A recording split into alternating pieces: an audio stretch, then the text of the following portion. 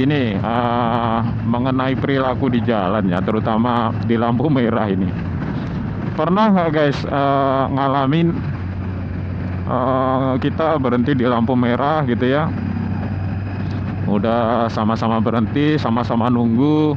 Nah, pas dari merah ke kuning ke hijau, pas baru hijau langsung dibel. Bahkan kadang kuning sudah dibel, ten gitu. Pernah nggak tuh? Gimana?